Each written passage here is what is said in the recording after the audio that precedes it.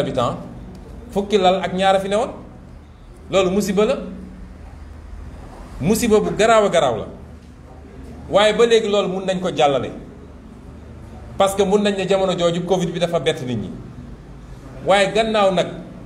léegi xam nañ ni feebar bi ñëw na te feebar bi du fi jóge tey lan la ñu waroon def la ñu waroon def mooy xaalis bi ñu dajale ne moom pour yóbbu ko ci Covid la ñu waroon a orienté ci mbirum santé est-ce que xam ngeen ni 1000 milliards yi 112 milliards rek la ñu yóbbu ci santé presque 10%. 112 milliards 800 et quelques milliards yi des pasar nañ ko ci ay mbir yoo xam ne kenn xamul fu mu dem 112 milliards la ñu yóbbu ci santé ci jamono joo xam ne ñëpp santé la ñu soxla loolu jàpp ngeen ni lu jaadu la 112 milliards ci 112 milliards yooyu tey jii nee nañu 59 ñii nee nañ 53 ñii ne 59 dégg naa sax ku ne 60 barki démb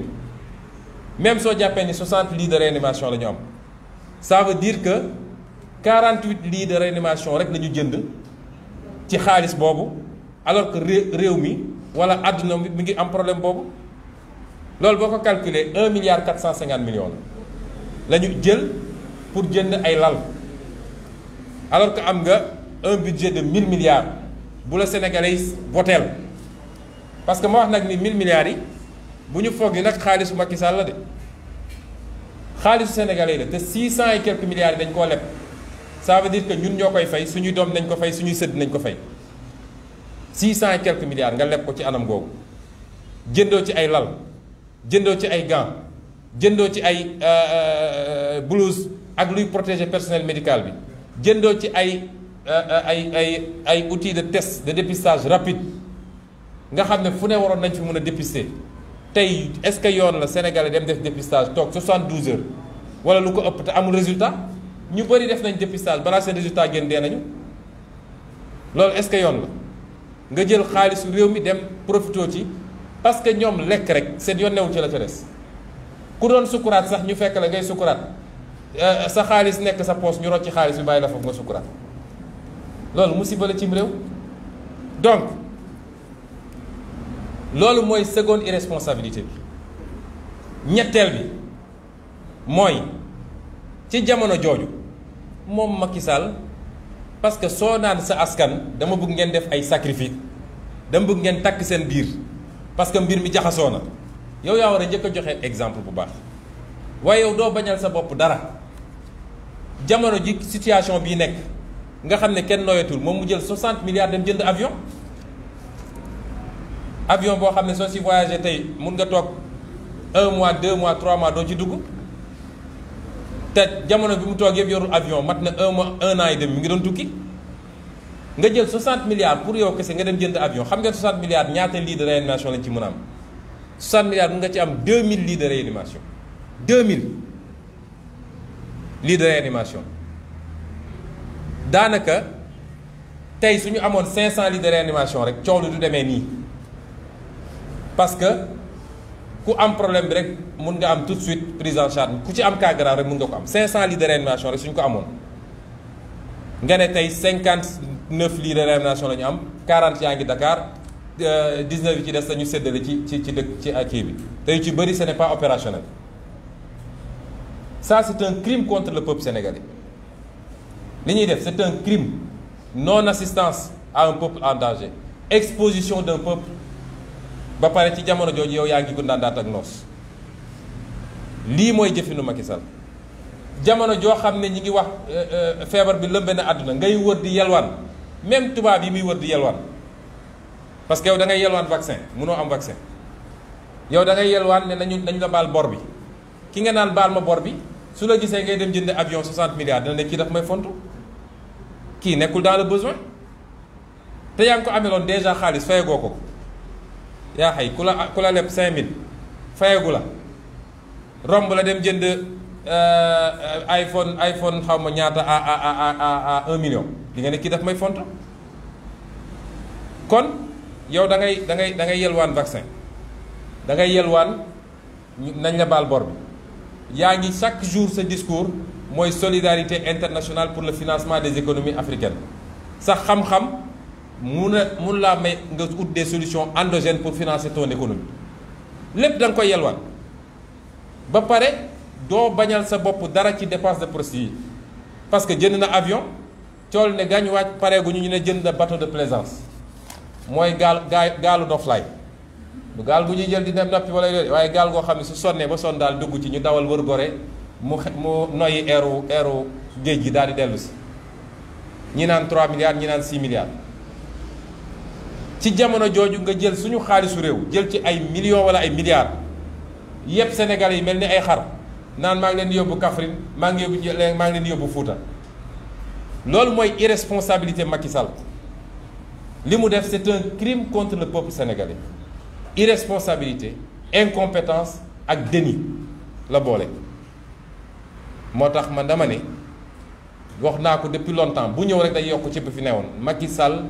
n'est pas légitime à diriger ce pays parce que su doon dafa yem ci incompétent rek ñu ne garaaw mënul waaye bu ci boolee nag froideur ñàkk a yéeg sénégalais yi ñàkk a weeg sénégalais yi boobu problème bi day gën a garaaw ba tax nag lii lépp ñu wax nii da nga ciy boole yeneen ak yeneen yu wane ni Macky Sall moom mbirum Covid bi mosu koo intéressé parce que bu leen fàtte ni ci jamono bi sénégalais yi jaaxle ñu tiital leen ba kenn ñemeetul ne leen kenn amatul génn au-delà de 19h kenn amatul génn te takkoo masque te loolu yépp di woon mesure yoo xam ne lu ñu mën a dégg la tëj jàkka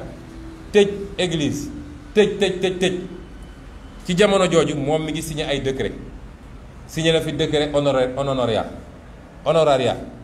joxe ay xaalis yoo xam ne ay politiciens kese ñu séddoo jamono jooju la ñu am les rapports OFNAC ak keneen yu gën a scandale ci ni ñuy rendalee xaalisu réew mi jamono jooju la ñu am rapport bi nga xam ne génn ci distribution aide alimentaire bi jamono jooju la ñu am ay complot yi préparé contre des opposants ba mu andi fi li mu fi andi ci réew mi jamono jooju la ñu am sénégalais yi jaaxle nañu tiit nañu nelawatuñu ñoom politiciens yi li leen intéressé mooy mburu ak soow c'est-à-dire même seen façon de parler mi ngi renvoyé à la jouissance noos mburu ak soow poñse ay wax yu ñàkk fayda te bañ koy def dañ ñëwoon xeex Covid moo tax tey Covid a ngi ni takkarnaase anañu kii gisuñu ko kii ñemewul wax mburu ak soow mooy séddoo xaalisu réew mi ci jamono jooju la ñu gis mu voté fi ay loi yoo xam ne ñëpp xam nañ ci mu jëm loi ne Sénégalais yi léegi ku ne mais terroriste nga daal di modifier code électoral bi pour gën a mun a xañ ay Sénégalais seeni àq pour ñu mun a taxaw jàmmarloog moom kon responsabilité Macky Sall dafa rëy sañ naa wax sax ni il est le seul et unique responsable de ce qui se passe dans ce pays moo tax bu ko kenn essaie absoudre may wax sama grand frère sama xarit docteur Seydi su ñuy wax ni Macky moo responsable lii moo tax la gestion politique catastrophique de cette crise personnel médical bi c'est pas la gestion médicale et technique ngàcce gaalaama suñu personnel médical kenn mënu leen fay liggéey bi métti na risques yi bëri na waaye accompagnement minimal bi ñu waroon am amuñu ko te ñoom ñëpp xam nañ ko ku ci wéet ak boppam wax ko koo ci wéetal mu wax la ko kon ñun nekkuñu ci politique politicienne ba tax nag lii daf ñu àndi ci constat bi ñu wax mooy situation bi mbokki Sénégal situation bu garaaw la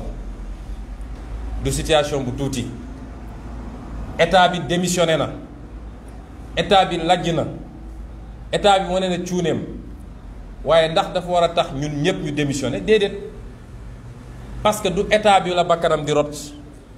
waaye ñun ñii sénégalais di suñu bakkan di rot bu kenn nga la waay weddeeti feebar bi parce que kenn ku ne ci ñun am nga ku la jege ku mu dal kenn ku ne am nga ku mu jege ku bakkanam rot man mii de semaine passée bële rek am nañ ci ñaar ci suñu biir parti te kenn ku ne am nga ko kon buñ ko sàgganee buñ ko néewal parce que feebar bu am la te day reye te anam gi muy reye moo métti ndax di ñàkk ngelaw goo noyyee sa poumon di wër ngelaw goo noyyee ngay suffoqué ba jaare noonu dem loolu dafa métti kon dama lancer un appel à tous les Sénégalais bu ñu topp irresponsabilité état bi su état bi irresponsable nous le peuple nañu responsable te responsabilité boobu fa may jaar mooy njëlbeen bi ma njëkk a jaale famille yi nga xam ne ñàkk nañ ci ay nit ndax métti na trop massawu ñi mu dal te ñu nekk tey ci ay situation yu métti ci hôpitaux yi waaye du ma yem ci wax li nga xam ne mooy responsabilité Macky du ma yem ci wax lan mooy lajju nguur gi su dee mënuma cee boole ay proposition parce que dama leen wax ci njëlbéen ba ni la ma fas yéene waxtaan ak Sénégalais yi mooy tey man su doon maay président de la République naka laay gérer situation bi ñuy dund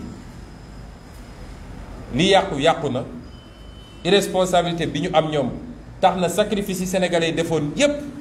fi mu ne nii nen na parce que dañu defoon sacrifice ñu tëj nit ñi laaj ñu suñu xaalis ak yeneen personnel médical bi lu ne mu daj ko ci ba ñu dem ba doon am ay 1 cas 0 cas yu demee noonu loolu yépp tey nañu jàpp ni nërmelu na kon lan moo ci des la may wax ci samay proposition mooy ci li ñuy wax en amont mooy ci njëlbeen ba dama gëm ni confinement waratul am Sénégal confinement du solution bi li tax du solution bi mooy benn boroom xam-xam yépp nee nañu ci réew yu mel ni suñuy réew confinement bi mënul am résultat parce que kër yoo xam ne boo fa demee di nga fa fekk juróomi nit fukki nit ak juróom kër googu ci boppam mun na doon li ñuy wax cluster mooy moom ci boppam mun na doon foyer boo xam ne fa la feebar bi di développer. ñaareel bi mooy mënatuñu génne ñoom fonds Covid 19 ba naan dañuy joxe ay kit alimentaire amatuñu ko pasar nañu xaalis bi te leb naa leb ba kenn bëggatu ko lebal dernier euro bon bi mu dem lebi dafa plafonné léegi capacité am te àdduna bi nag ne Sénégal di xam ni réew boo xool tey moo la gën a soxla boppam ndax ñoom ñëpp ñi ngi xeex ak feebar bi di génne ay milliards d'euros ou de dollars pour jënd vaccin bi di def di jàkkaarloog crise économique boole koog ay catastrophe naturelle te barki démb rek Allemagne bi glissement de terrain yi amee nee nañu il faut 5 milliards d'euros pour Allemagne reconstruire kër yi fa yàqu kon réew yooyu tey tal nañu leneen lu dul di jox ay nit xaalis ñuy jëndi avion te lii bokk na ci jàngat yi ñu ci war a am mooy lajj gi ñu lajj ci wàllu économie parce que ci wàllu économie soo mënul créer li ñuy wax économie endogène mooy fexe ba li ëpp ci li ngay soxla nga produire ko sa réew su choc exogène ñëwee mooy su problème amee ci àdduna comme yow da ngay jéggaani lépp yow yaa koy gën a yëg ñeneen ñi tey Sénégal 80% li ñuy consommer dañ koy jéggaani 63% notre économie secteur tertiaire la secteur tertiaire du moom mooy supporter choc endogène exogène c'est-à-dire secteur tertiaire mooy téléphonie Sonatel Expresso et cetera wala banque yeeg assurance yi wala yu demee noonu loolu du mooy supporter choc exogène nga am mbay mu dëgër am càmm gu dëgër am napp bu dëgër am artisanat bu dëgër am ay industrie yuy transformé loolu moo lay permettre nga supporter choc yooyu te loolu dañ koo lajj Sénégal ba nga xam ne tey yelwaan rek la ñu mën a def ñetteel bi tax mënuñoo confiner waat nit ñi mooy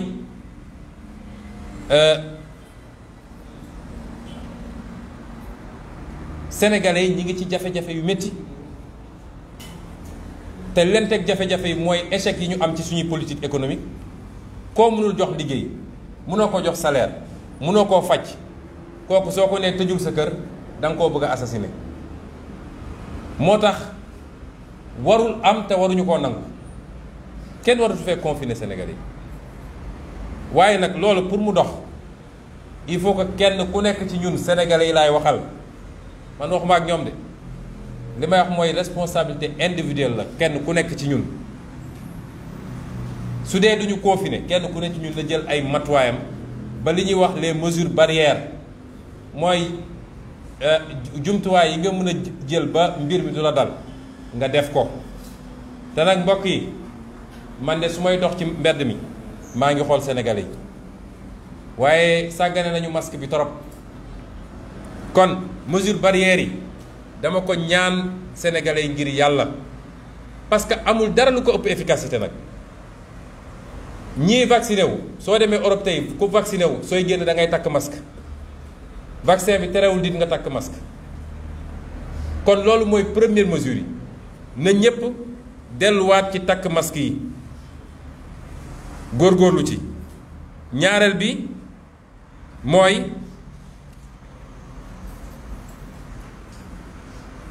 li nga xam ne mooy distance yi ñu war a am suñu diggante nañ ci gën a góorgóorlu it ñetteel bi mooy ndaje bu dul ndaje bu obligatoire nañ ko moytu ndaje bu dul ndaje bu obligatoire nañ ko moytu su ma nee obligatoire mooy ndaje bu dul farata nañ ko moytu farata nag day varier selon les contextes parce que su dee diine ci boppam moo la ne dem julli ci jumaa farata la waaye bu ñu demee ba ab feebar boo xam ne mun na wàll nit ki ci jumaa bi wala ñu nekk guerre ba soo fa demee ñu rey la ñu ne la mën ngaa julli sa kër kooku farata gi teggi nañ ko kon ñun ñoo war a jël suñu responsabilité xam ni mën nañu gañe virus bi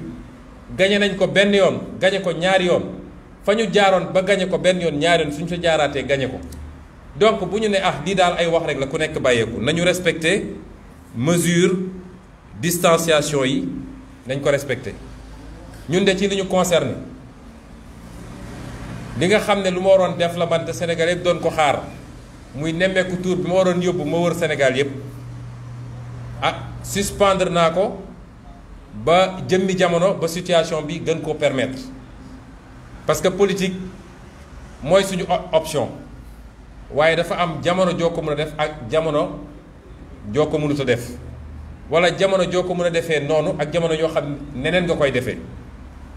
kon loolu benn la ñaareel bi mooy ci hôpitaux yi comme amaguñu jumtukaay yi ñu war a am yépp il faut que ñu réorganiser proposition bi may def foofu mooy lépp li nga xam ne du lu jàmp ci wàllu chirurgie mooy opération yi ak yi nga xam ne ay hospitalisation programmée la te jàmpul yooyu yépp nañ ko suspendre lal yooyu nga xam ne moom la ñu waroon occuper ñu transformer ko def ko ay lal yoo xam ne day mun a dalal ay nit yoo xam ne dañoo am jàngoro ji ñetteel bi mooy médecins yi ñoom docteur Cissé mii ma koy gërëm ndax dañ cee liggéey lu bëree bëri mooy yor suñu commission santé mu liggéey ci ak médecins yu bëree bëri ak ñeneen ñi ma liggéeyal ba ñu ne bitim réew ma leen di gërëm fii ci collaboration bi waaye médecins yi ak personnel de santé bi ñu former leen ci ni ñuy gérer ni ñuy toppatooyee les cas simples parce que souvent dañuy concentré wu trop ci cas grave yi cas simple yi ñu xaw leen a sàggane ñi nekk ci kër yi ñii di tëdd ci couloir yi cas simple yu bëri mooy mujj nag ci sàggane bi ñu ko sàggane mooy mujj nekk cas grave ñetteel bi mooy saalu réveil yi nga xam ne ci bloc opératoire yi ak centre de réanimation yi ñu mettre ko à la disposition gestion Covid bi ñi nga xam ne ñooy médecins anesthésistes ak réanimateurs yi mun na nekk foofu toppatoo les cas graves ñeenteel bi mooy ñu approvisionner réew mi en oxygène mbokk yi gàcce la ñu ne 21e siècle Sénégal dafa am problème oxygène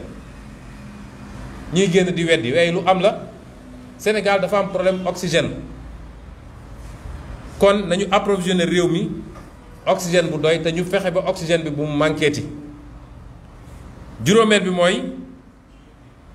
ñu yokk lit de réanimation yi dañ ko yokkaat bu baax a baax a baax moo xam fu muy jërijee xaalis bi nag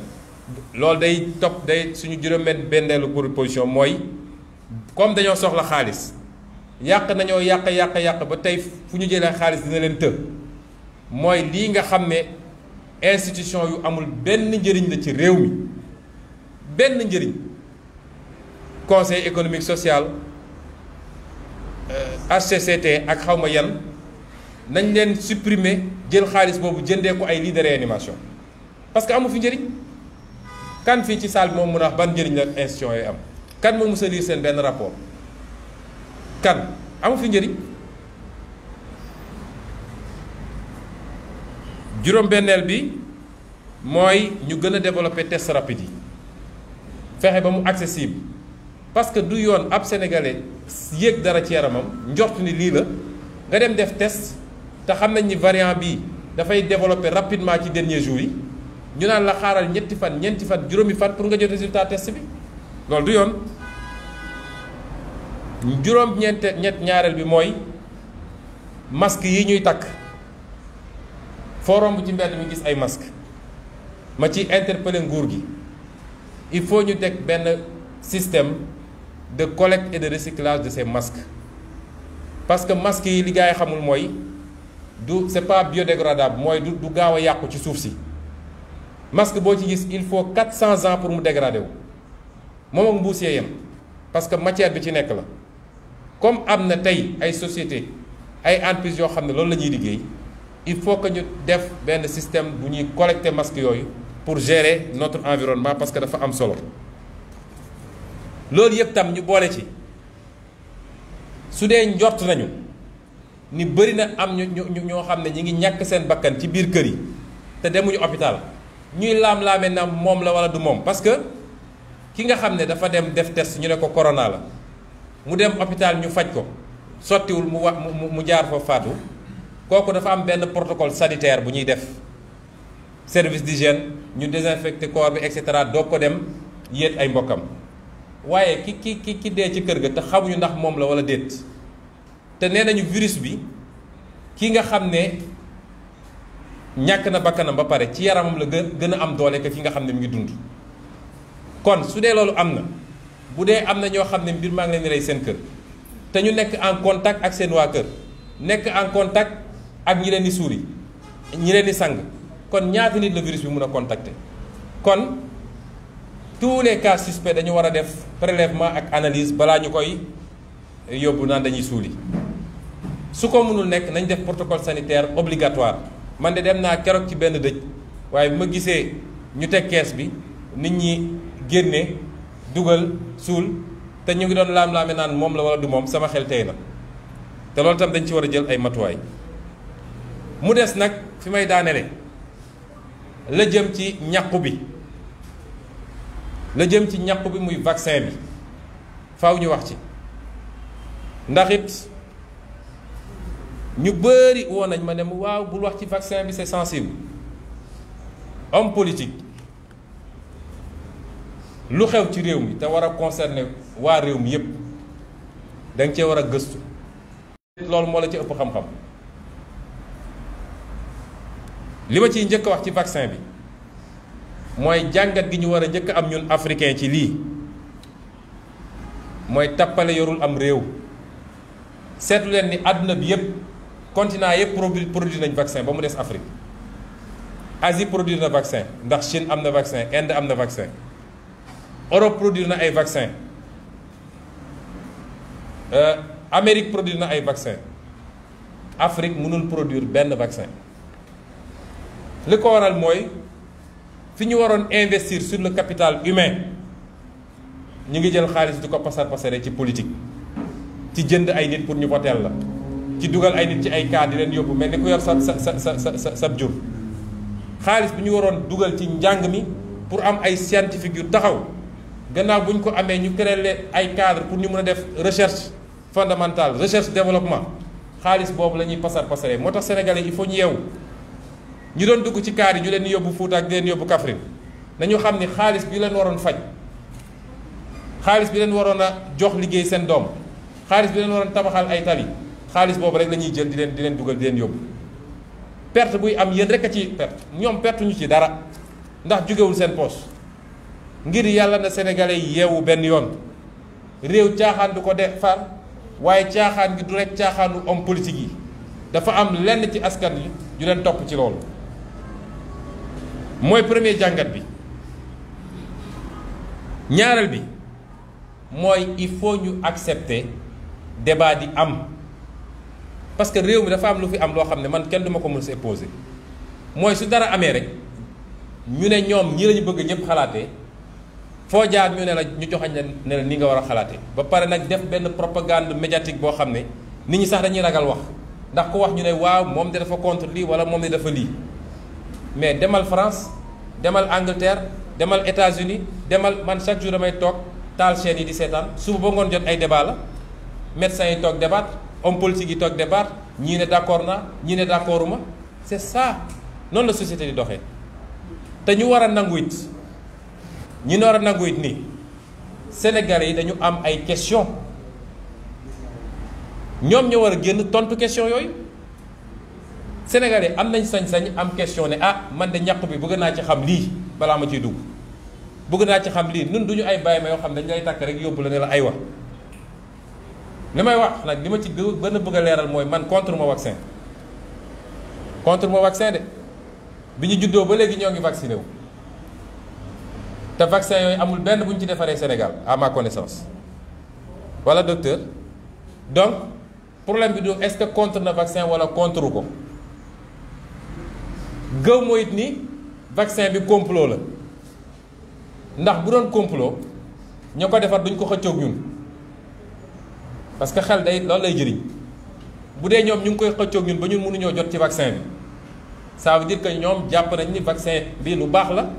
ba tax ñu koy def. kon loolu dama bëgg mu leer balaa, parce que sénégalais da ngay génn fi rek waaw moom nee na moom ne déedéet, damay wax lu leer. contre ñu principe bu vaccin. àdduna dafa dox, dafa nu muy doxee dafa gaaw. science dafa dox. médecine bii 20 ans 25 ans 30 ans ci gannaaw ku la waxoon opération éveillé nga ne xanaa ci wéru, waaye tey ñu ngi koy def. kon vaccin it bu dee ñu ngi ko doon defar si 15 ans 20 ans science mun na dox ba ñu defar ko ci anam bu gën a gàtt. waaye bu ñu ko génnee nag kenn ku ne balaa nga koy ñàkku am nga sañ-sañu laaj. li nga xam ne lu lënt la ci sa bopp am nga sañ-sañu laaj. ñoom lii seen responsabilité mooy ñu tontu sénégalais ci laaj yooyu, dalal xelu sénégalais, waaye kenn amul sañ-sañu laaj. ñépp nañu dem rek vacciné wu. la lay couvrir parce que su dee décideur politique nga boo waree engager sa peuple ci dara war nga xam ni lii à court moyen et long terme lan la. ba léegi aw ma tontu ci laaj boobu, laaj naa docteur yu bëri, ñi ci gën a kii daal nee nañu ñoom li ñu jàpp ci li ñu liir mais du catégorie mooy mën na nekk entre 3 mois et 6 mois, ñetti weer ak juróom-benni weer. soo déggee loolu mooy ku vacciné wu tey toogaat weer wala ñaari weer jël sa deuxième dose, li ma jàpp mooy buñ ci tegee juróom-benni weer wala lu ci tegu tuuti war ngaa dem ñàkkuwaat. kon nañu xam ni cycle bu ubbeeku la. peut-être loolu tax Pfizer dugal autorisation pour 3e dose te démb si guddi laay seetaan journal gis ni Israël autorisé nañu pour ñu joxe 3e dose. kon laaj yooyu am nañ sañ-sañu laaj ko parce que dañu war a xam li ñuy dugg lu mu doon ak fu mu ñu jëme. ñaareel bi mooy vaccin bi ku ko ñàkku ndax mën nga jëlaat virus bi. léegi tontu bi ñun ñëpp am nañ ko. nit dina ñàkku ñaar virus bi ñëwaat dugg ko. léegi nag ñi ngi laam-laamee est-ce que su ko duggee mbir bi vaccin bi da koy néewal doole ba du ko yóbbu fenn fi am déet. loolu nag ay études cliniques dinañ ko prouver am déet, mais pour le moment li leer ba leer mooy nit mun na ñàkku jëlaat vaccin bi ba taux de couverture bi nga xam ne dañ naan ñii naan 60%, ñii naan 70%, ñii naan 95%. mooy vaccin bi boo ko ñàkkoo ba noppi téeméer yu ñu ci ñàkk selon taux de couverture bi am na ci 80% yoo xam ne dañuy réagir ak 20% yoo xam ne duñu réagir waaye xanaa loolu am naa sañ-sañu laaj ko tekkiwul dama contre vaccin loolu sénégalais yi moom la ñuy laaj bi may daanelee mooy ndax vaccin bi day résister ci variant yu bees yi parce que gis nañ ni affaire bi dafa mel ni moom fi mu ne nii ñu ngi ci 5 variants yu bokkul ñaari mujje mooy delta bi ak lambda bi ñu ne moo nekk Amérique latine xamuñu ndax d'ici quelque temps duñu ne yeneen variant ñëw na gis nañu ay réew yoo xam ne demoon nañu ba vacciner 80% de leur population lu mel ni Seychelles mu jël vaccin chinois bi mais variant indien bi mu ñëwee mu ngi fay def ay ravages parce que étude bi wane na ni variant bi ñu am ñoom vaccin bi ñu vacciné wu variant chine mënul téye variant indien bi gis nañ ko it Afrique du Sud ñoom dañoo mujj annulé AstraZeneca bi ne adapté wul ak variant Afrique du Sud bi kon yooyu ay question légitime la yoo xam ne Sénégal dañ ko war a laaj te ñag bëgg naa ñoom ñu jàkkaarloog sénégalais yi tontu wax sénégalais yi lu leer ci question yi parce que ab peuple boo ko bëggee defloo dara da ngay dalal xelam ba tax ñun li ñu jàpp mooy loolu yëpp boo ko seetloo nga boole ci ni amuñu lu doy ci vaccin ñun amuñu lu doy dañuy yelwaan vaccin réew yu mag yi sax ba léegi dese na leen tuuti boo seetee statistiques yi nee nañu ba bi may arrêté recherche yi semaine passée nee nañu 865 000 vaccins nit la ñu vacciné 865 000 doses waaye 865 000 doses yooyu 256 000 rek ñoo ci jëloon ñaari doses yi ñeneen ñëpp a ngi wër di ut deuxième dose bi mënuñu ko am foo dem ñu ne la jeex na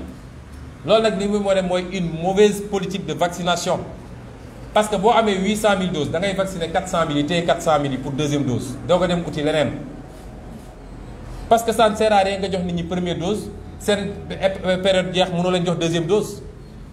je préfère vacciner complètement 1% de ma population plutôt que de vacciner partiellement 2% de la population mais loolu c'est élémentaire ñun est-ce que am nañu politique de santé dans ce pays sur 800 000 cas il y a que 250 000 yu jot seen deuxième dose et comme la politique est désordonnée tantôt Sinovac bi la tantôt AstraZeneca yooyu amatul ci réew mi après ñu andi la Johnson et Johnson suba ñu andi la Pfizer donc ñi jëloon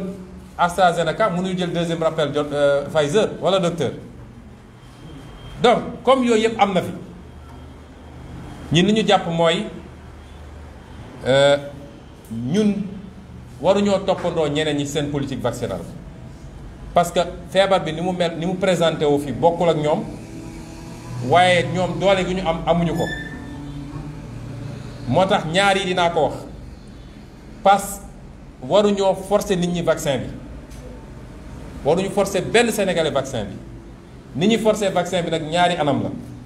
mun nañ ko forcer indirectement mooy li ñuy wax passe sanitaire mooy dañ naan ku mu neex nga vacciné wu ku mu neex du vacciné wu waaye ku vacciné wul dootoo dugg ci car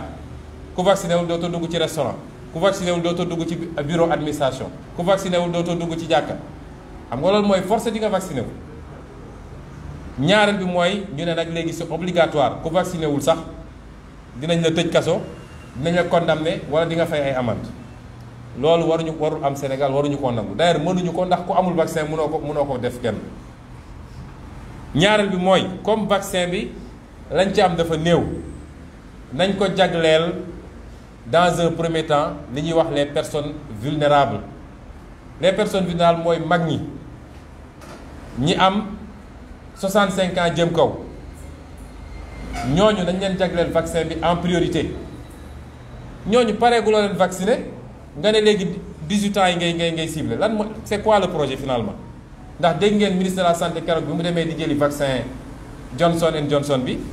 nee na affaire bi dañ koy ubbi aux 18 ans yow mag ñi vacciné gu leen te ñoom ñëpp wane nañ ni 99% taux de mortalité bi ci mag ñi la ñi mu mën a rey ci ndaw ñi li ci ëpp 99% yi mooy ñi nga xam ne dañoo amoon yeneen jàngoro yu métti lu mel ni diabète yooyu ñuy pikiiru wala obésité yu ëpp yi wala donc balaa ngay xool ndaw ñi na nga njëkk a vacciner mag ñi sécuriser leen parce que xale yi ils sont immunisés à 99% wala plus loolu xel war na ko mën a nangu. lii mooy yi nga xam ne lu ñuy yedd nit ñi la waaye di daaneel ci insister waat une fois insister ci ndaw ñi ngir yàlla nañu takk max yi nañu jël les mesures barrières parce que même suñu vacciner mag ñi ak ndaw ñi nga xam ne dañoo am facteur de comorbidité mooy dañu am yeneen jàngoro suñu leen ñàkkoon ba noppi te nit ñi nekk jëluñu mesure barrière ba di dugalaat mbir mi ci kër yi même avec le vaccin mag ñi mun nañ ko jëlaat te ku ci amoon yeneen jàngoro mun na la faat kon nañu gën a góorgóorlu ci yooyu lii mooy li ñu bëggoon waxtaan ak yéen mbokk yi ñu ngi leen di gërëm di leen sant te di leen wax ni waxtaan bi ci olof rek laa ko fas yéene woon def ndax léeg-léeg boo bëggee def ci wolof def ci français dina gudd te jàpp nañ ni suñu waxee ci wolof ñi ci war a jot ñëpp nañ ci jot ñu ngi leen di gërëm di leen sant asalaamaaleykum